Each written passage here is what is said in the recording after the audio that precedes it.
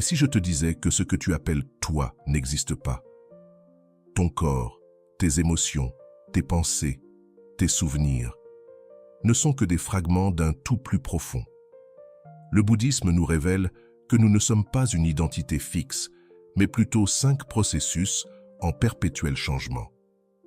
Dans cette vidéo, tu vas découvrir ce que sont les 5 composants de l'être et comment comprendre cela peut transformer ta vie. Si tu t'es déjà senti prisonnier de tes pensées, identifié à ton corps ou dominé par tes émotions, cette vidéo est faite pour toi. Prépare-toi à regarder à l'intérieur et à commencer à comprendre qui tu es vraiment. Quels sont les 5 composants de l'être? Imagine un instant qu'on te demande « Qui es-tu » La plupart du temps, tu répondras par ton nom, ton âge, ton métier et peut-être même une caractéristique de ta personnalité. Mais le bouddhisme te dirait que rien de tout cela n'est réellement toi. Non pas que ce soit mal, mais simplement parce que tout cela change, et ce qui change ne peut pas être une identité fixe. Alors, qu'est-ce que nous sommes? Le bouddhisme propose que ce que nous appelons le moi est en réalité une combinaison de 5 processus qui se déroulent en nous tout le temps. Ces processus ne sont pas des choses que nous possédons, ni des éléments que nous pouvons contrôler complètement. Ce sont des parties qui, lorsqu'elles se combinent, créent cette sensation d'être quelqu'un. Mais ce ne sont pas le vrai moi. Ces 5 composants sont appelés les composants de l'être et, étonnamment, chaque être humain en possède, du plus sage au plus perdu. Ce qui change, c'est si tu les comprends ou si tu te laisses piéger par eux. Ces 5 composants ne sont pas là pour compliquer ta vie, mais pour t'aider à comprendre comment tu fonctionnes à l'intérieur. Ils te permettent d'observer ce qui t'arrive sans le confondre avec ce que tu es réellement. Parce que tu n'es ni ton corps, ni tes émotions, ni tes pensées, ni même ta conscience. Tout cela est un processus, comme des rivières qui coulent. Et toi, tu n'es pas la rivière. Tu es celui qui observe son flux. Le premier composant, le corps. Ce n'est pas seulement tes bras et tes jambes, mais tout ce qui est physique dans ton expérience.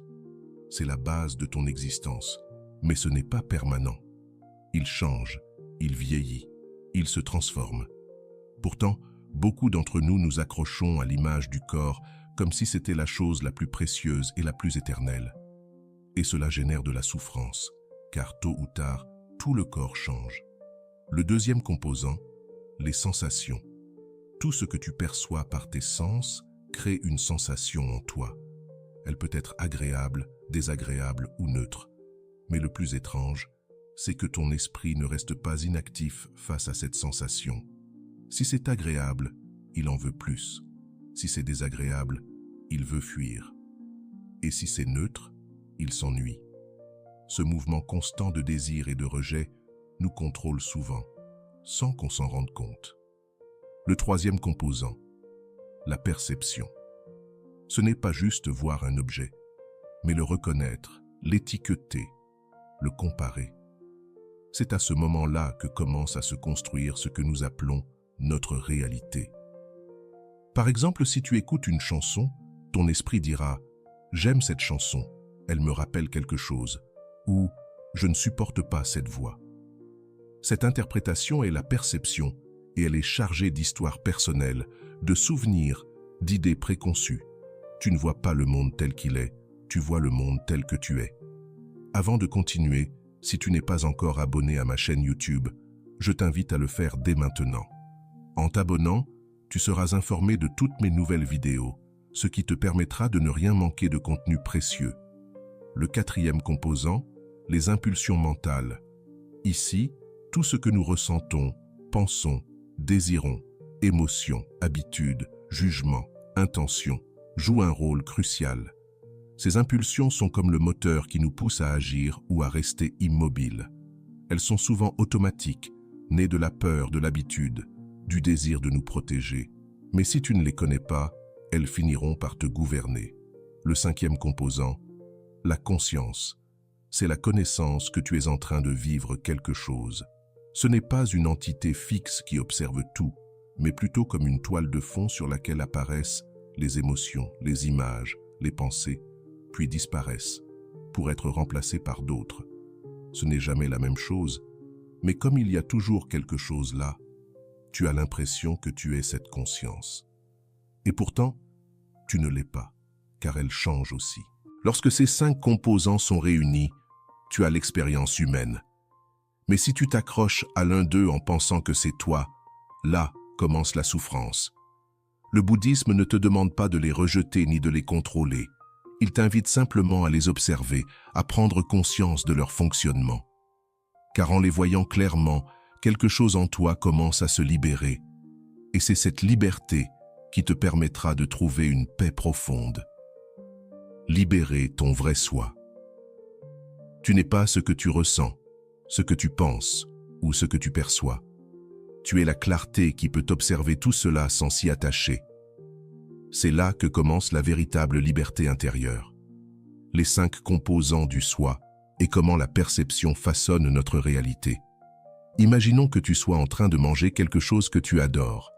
La première bouchée peut être un pur plaisir, mais si tu répètes trop souvent ce plat, à la fin il peut devenir indifférent, voire désagréable. Qu'est-ce qui a changé?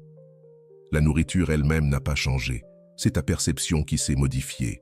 Cela nous montre que la source du plaisir ne vient pas de l'extérieur, mais de la manière dont ton esprit réagit à cette expérience.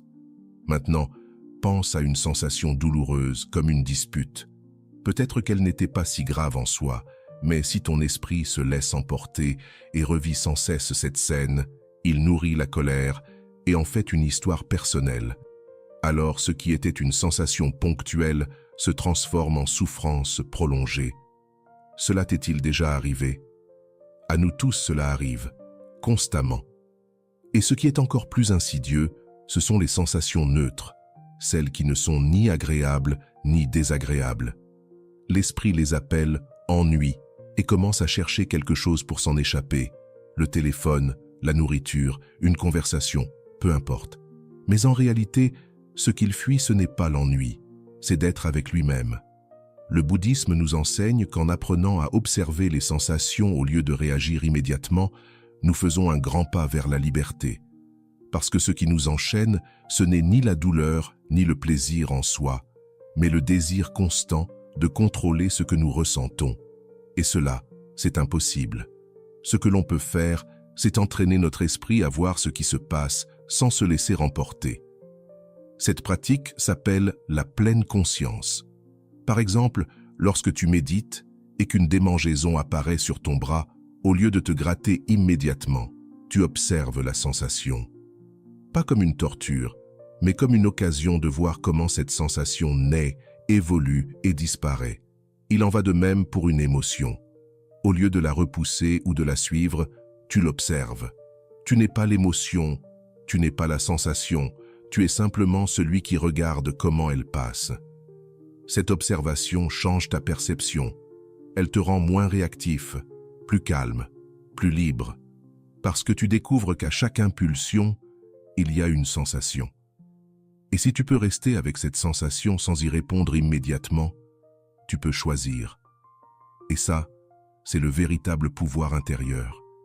La souffrance ne vient pas de ce que nous ressentons, mais de la manière dont nous l'interprétons. Si quelque chose fait mal et que tu l'acceptes comme une partie du chemin, il y a de l'espace pour la paix. Si quelque chose te procure du plaisir et que tu en jouis sans attachement, il y a de l'espace pour la gratitude. Mais si tu t'accroches au plaisir, tu le perds. Et si tu repousses la douleur, tu l'amplifies. Le chemin consiste à vivre les sensations avec conscience, avec ouverture, avec humilité. Parce que lorsque tu cesses de lutter contre ce que tu ressens, tu commences à vivre avec plus de vérité. Et à partir de cette vérité, tu découvriras que tu n'as pas besoin que tout soit parfait pour être en paix. Les perceptions. Comment nous construisons notre réalité? La perception est la manière dont nous interprétons le monde. L'esprit humain ne voit pas le monde tel qu'il est. Il l'interprète, l'organise, le décode. Et dans ce processus, il construit une version du monde très différente de ce qui se passe réellement. Cette construction, Le bouddhisme l'appelle perception. Bien que ce terme semble simple, son impact sur notre vie est profond, car la plupart du temps, nous ne réagissons pas à ce qui se passe réellement, mais à ce que nous croyons qu'il se passe. As-tu déjà croisé quelqu'un qui t'a regardé d'une manière étrange et qui t'a fait penser qu'il était en colère contre toi? Puis, plus tard, tu as découvert qu'il était juste distrait ou fatigué. C'est ça, la perception. Un stimulus arrive, un regard, et ton esprit l'interprète en fonction de ton histoire, de tes peurs, de tes expériences passées. Ainsi, nous créons des significations en quelques fractions de secondes, souvent sans nous en rendre compte. La perception commence avec les sens. Tu vois une image, entends une voix, ressens une texture. Mais les sens ne captent que des données. L'interprétation vient après. Par exemple, lorsque tu vois une silhouette dans l'obscurité, tu peux penser que c'est une personne, un animal, voire une menace. La perception comble les vides, et parfois elle le fait bien, parfois moins. Ce qui est fascinant, et parfois problématique, c'est que nos perceptions sont conditionnées par notre culture, notre famille, nos émotions, nos croyances passées. Deux personnes peuvent vivre exactement la même situation et l'expérimenter de manière complètement différente. L'une y voit un défi, l'autre une tragédie. Pourquoi? Parce que ce qui change, ce n'est pas la situation, c'est la perception. Dans le bouddhisme, comprendre cela est essentiel. Parce que si tu acceptes que tu perçois selon tes conditionnements, tu peux aussi commencer à t'en libérer. Tu peux cesser de prendre tes interprétations comme des vérités absolues. Tu peux arrêter de vivre en mode automatique, réagissant à tout comme si c'était personnel. Par exemple, si quelqu'un te parle sur un ton sec, ta perception pourrait être « cette personne me déteste ». Mais si tu entraînes ton esprit, tu peux remarquer que ce n'est qu'une possibilité parmi d'autres. Une autre possibilité pourrait être « cette personne est préoccupée ou a passé une mauvaise journée » ou même que cela n'a rien à voir avec moi. Lorsque tu ouvres cette possibilité, tu t'offres de l'espace, et là où il y a de l'espace, il y a de la liberté. La perception peut être utile, car elle nous aide à prendre des décisions rapides, à reconnaître ce qui est sûr et ce qui ne l'est pas, à savoir quoi faire à chaque moment. Le problème survient lorsque nous la confondons avec la vérité. C'est là que nous souffrons. Nous croyons que quelqu'un nous ignore alors qu'il est simplement occupé. Nous croyons avoir échoué alors que nous apprenons. Nous confondons l'interprétation avec la réalité, et cela nous épuise. La bonne nouvelle, c'est que la perception peut être entraînée. Comment? Par l'observation constante. Quand une émotion surgit, une réaction automatique, une idée forte, tu peux t'arrêter et te demander « Est-ce que ce que je pense est vrai? Est-ce la seule façon de voir les choses? Que pourrait-il signifier d'autre? » Tu peux aussi regarder le monde comme si c'était la première fois. Ce n'est pas de la poésie, c'est de la pratique. Regarde le visage de quelqu'un sans y ajouter tes attentes. Écoute une chanson sans la comparer à une autre. Marche dans ta maison comme si tu ne l'avais jamais vue. Cette perspective fraîche et claire peut renouveler tes perceptions, les adoucir. Une autre clé est de reconnaître que chaque perception laisse une empreinte. Si tu perçois le monde comme hostile, tu verras de l'hostilité partout. Si tu perçois que les gens peuvent te surprendre positivement, tu verras cela aussi. Tes perceptions ne se contentent pas de décrire le monde, elles le créent. Et voici la partie la plus profonde. Le bouddhisme enseigne que si tu démantèles la perception comme étant fixe, tu commences aussi à déconstruire l'idée du moi fixe. Parce que ton identité aussi est une perception, une histoire que tu te racontes sur qui tu es. Mais comme toute perception, elle peut changer. Tu n'es pas ce que tu perçois, tu es celui qui peut voir cette perception en action. Lorsque tu comprends cela, tu n'as plus besoin d'avoir raison tout le temps. Tu n'as plus besoin de défendre ta version du monde comme si elle était la seule. Tu peux être en paix avec l'incertitude, t'ouvrir à l'exploration, parce que la vérité, c'est que nous ne voyons pas les choses telles qu'elles sont. Nous les voyons telles que nous sommes. Les impulsions mentales sont comme une force souterraine qui détermine si nous réagissons avec colère, peur, compassion ou si nous ne prenons même pas conscience et simplement répétons ce que nous avons toujours fait. D'un point de vue bouddhiste, ces impulsions ne sont pas des ennemis, mais elles sont puissantes. Elles sont des formations mentales qui se sont construites au fil du temps, à travers nos expériences, nos décisions, nos blessures et aussi nos joies. Ce sont comme des sillons dans l'esprit. Plus nous les parcourons, plus ils deviennent profonds. Pensez-y de cette manière. Si chaque fois que quelqu'un vous critique, vous réagissez avec colère, cette réponse devient un modèle. Vous n'avez même pas besoin d'y penser, elle apparaît naturellement. Si chaque fois que vous vous sentez seul, vous cherchez à vous distraire avec les réseaux sociaux, cela devient également une habitude. Et si face à la peur, vous vous refermez, doutez ou vous paralysez, cela fait aussi partie de ces impulsions mentales. Le plus complexe, c'est que la majorité de ces réactions sont automatiques. Nous ne les choisissons pas consciemment, mais nous pouvons les observer. Et lorsqu'on les observe, lorsqu'on les voit surgir en temps réel, on commence à reprendre le pouvoir. Car ce qui devient conscient peut être transformé. Le bouddhisme enseigne que beaucoup de ces impulsions sont chargées d'émotions non digérées, de colère non exprimée, de peurs anciennes, de désirs insatisfaits et de blessures qui se sont transformées en croyances. C'est pourquoi, lorsque quelqu'un appuie sur un bouton sensible en nous, nous ne réagissons pas seulement à cette personne, mais à tout ce qui se cache derrière. Nous ne crions pas seulement pour ce qui se passe aujourd'hui, mais pour ce qui nous est arrivé il y a des années et qui est encore vivant à l'intérieur. C'est ici qu'entre en jeu le travail le plus profond, observer les émotions sans se laisser emporter par elles, voir que nous ne sommes ni notre tristesse, ni notre colère, ni notre peur.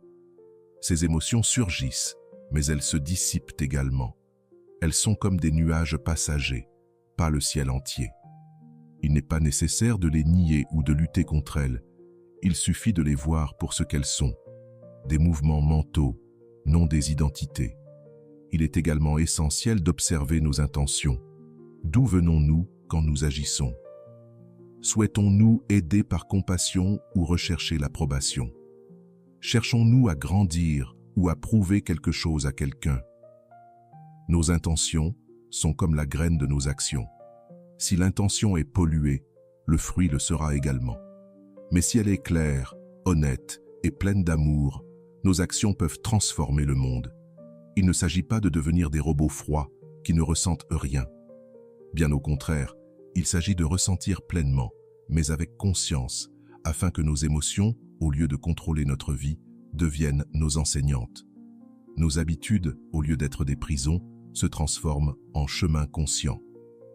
Changer nos impulsions mentales prend du temps, mais chaque fois que nous choisissons de ne pas réagir comme d'habitude, chaque fois que nous respirons avant d'agir, chaque fois que nous nous demandons « Est-ce ce que je veux nourrir en moi ?», nous opérons un changement. Nous créons de nouveaux chemins dans notre esprit. Nous nous libérons, car nos émotions ne nous définissent pas. Nos habitudes ne sont pas notre destin. Nos impulsions ne sont pas la vérité. Elles ne sont qu'une partie de cette expérience humaine, une partie de ce jeu mental qui, si nous apprenons à le regarder clairement, cesse d'être une prison pour devenir un espace où nous pouvons fleurir. La conscience, le terrain où tout se déroule. Jusqu'à présent, nous avons exploré le corps, les sensations, les perceptions et les impulsions mentales. Chacun de ces composants fait partie de ce que nous vivons au quotidien. Mais tous ont quelque chose en commun. Ils apparaissent dans quelque chose de plus vaste. Ils surgissent et disparaissent dans un espace qui les contient. Cet espace, c'est la conscience. Parler de la conscience peut sembler abstrait, mais c'est quelque chose que vous connaissez bien. C'est ce qui vous permet de prendre conscience de ce qui se passe, que vous ressentez de la douleur, que vous vous souveniez de quelque chose ou que vous écoutez une chanson. Il y a quelque chose en vous qui sait que cela se passe, c'est la conscience. Ce n'est pas une chose que vous pouvez toucher, elle n'a ni forme ni couleur, mais sans elle, rien de tout cela ne pourrait être expérimenté. Une manière de le comprendre est d'imaginer une scène vide. Dans cette scène apparaissent des acteurs, une sensation, une pensée, une émotion, une image.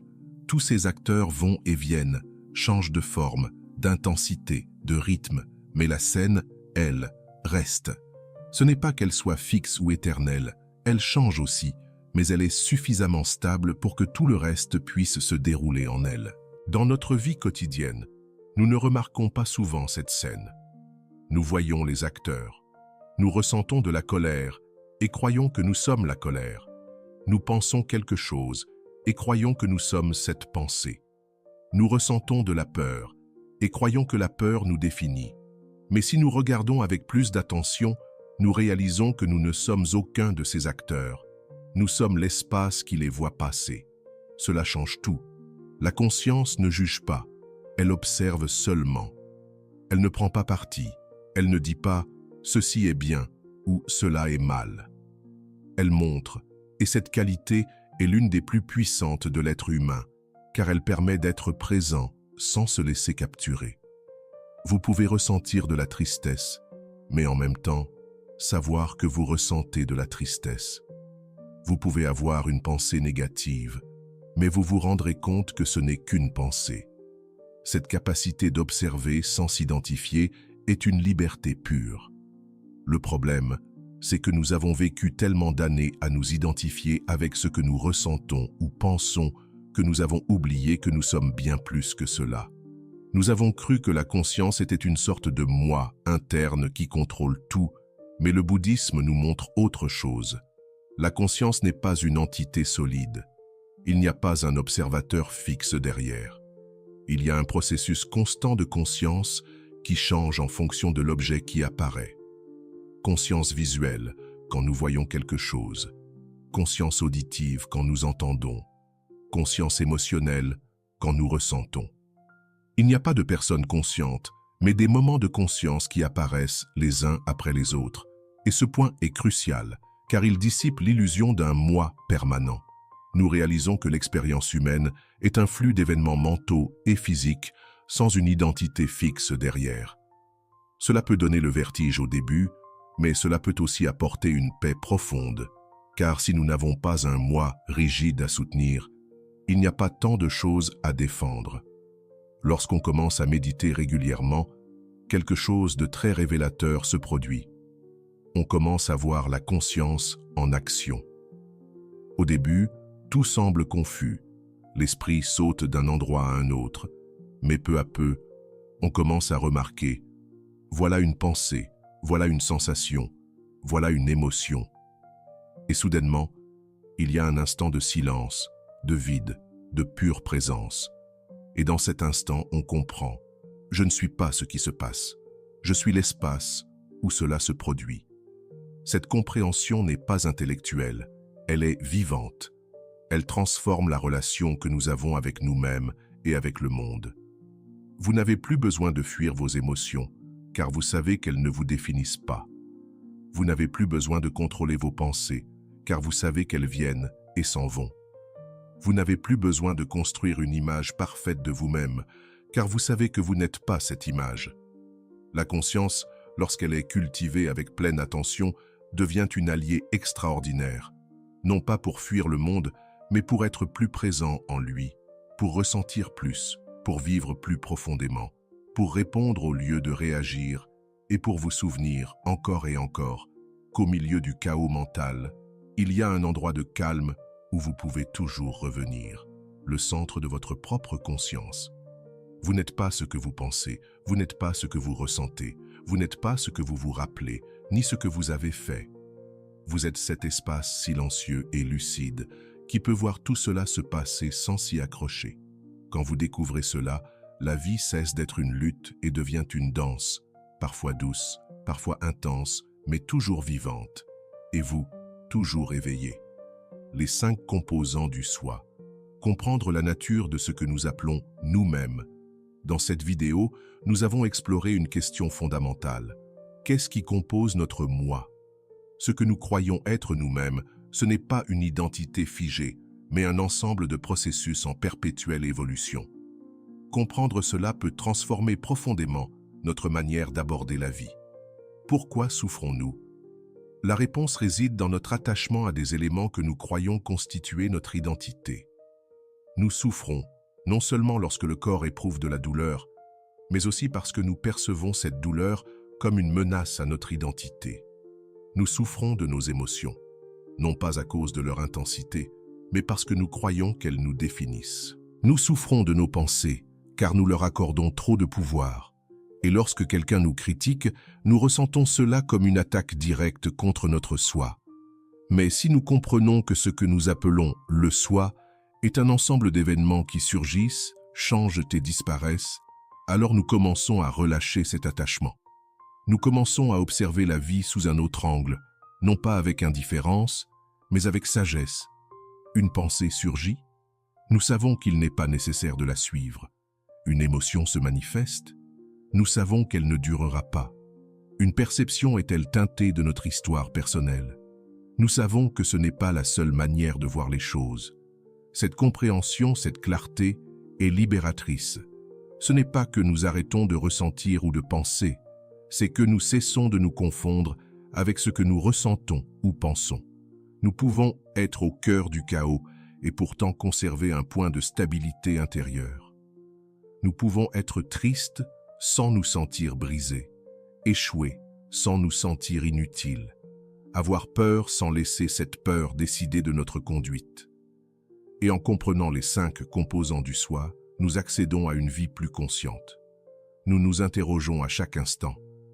Ce que je ressens est-il le fruit d'une réaction automatique ou d'une décision consciente? Suis-je en train de répéter un schéma ou est-ce que je choisis en toute liberté?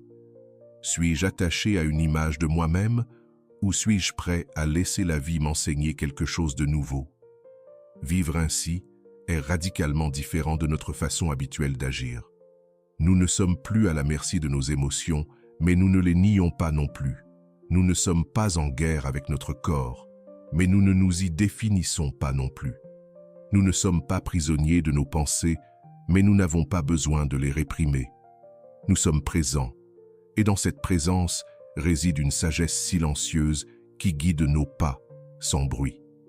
En outre, lorsque nous cessons de nous identifier à nos composants intérieurs, nous arrêtons aussi d'identifier les autres à leur comportement. Nous comprenons que les autres sont eux aussi constitués de corps, de sensations, de perceptions, d'émotions et de conscience. Ils traversent des histoires qu'ils n'ont pas choisies, des douleurs qu'ils n'ont pas racontées, des impulsions qu'ils ne comprennent pas. Et c'est là que la compassion naît.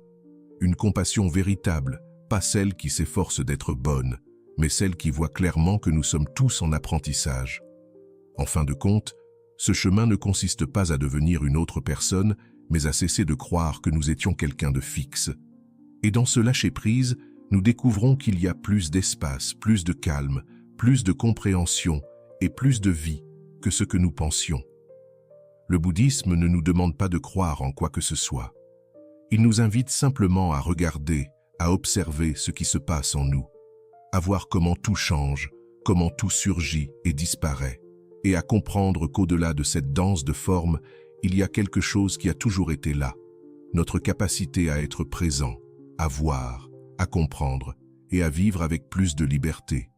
Si tu es arrivé jusqu'ici, c'est qu'une part de toi ne se contente pas de vivre de manière automatique. Une part de toi cherche à mieux se comprendre, à trouver quelque chose de plus profond que les explications superficielles que l'on nous donne habituellement sur qui nous sommes. Et cela, c'est déjà un acte de courage. Aujourd'hui, nous avons exploré les 5 composants du soi, 5 portes pour regarder à l'intérieur et découvrir que ce que nous défendons tant, ce que nous protégeons et que nous ressentons souvent blessés, n'est rien d'autre qu'un ensemble de processus en constante évolution. Il n'y a rien à attraper, rien à protéger, rien à fixer. Il n'y a qu'une expérience vivante, dynamique et en perpétuel mouvement.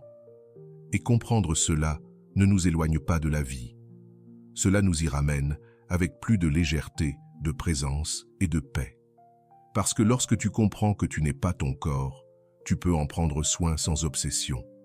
Lorsque tu comprends que tu n'es pas tes émotions, tu peux les ressentir sans peur. Lorsque tu comprends que tu n'es pas tes pensées, tu peux les écouter sans leur obéir. Et lorsque tu comprends que tu n'es pas ce moi qui se défend, qui se compare, qui s'exige ou se punit, tu peux enfin te reposer dans ce que tu es vraiment. une conscience vivante, ouverte, libre. Ce repos ne s'acquiert pas en accumulant des idées, ni en répétant des phrases agréables. Il se cultive par la pratique, la présence et l'intention. C'est pourquoi cette vidéo ne se termine pas ici. Elle peut être le début d'un chemin. Un chemin vers toi-même, non pas vers une meilleure version de toi, mais vers ce que tu es quand tu lâches toutes les versions. Si quelque chose que tu as vu ici t'a touché, t'a fait réfléchir, t'a apporté de la clarté ou simplement t'a fait sentir moins seul dans ta quête, je t'invite à rester, à t'abonner à la chaîne. Ici, nous continuons d'explorer, de questionner, d'observer, non pas pour avoir toutes les réponses, mais pour vivre les questions avec plus de conscience. Et si cette vidéo t'a donné envie de partager quelque chose, de raconter ton expérience, de poser une question ou simplement de dire « Cela m'a fait du bien », laisse-le dans les commentaires. Tu n'es pas seul. Il y a une communauté qui se réveille pas à pas, et ta voix peut être l'écho dont quelqu'un d'autre a besoin d'entendre. Merci d'être allé jusqu'ici. Merci de regarder à l'intérieur. On se retrouve dans la prochaine vidéo. D'ici là, continue d'observer, de respirer, de te réveiller.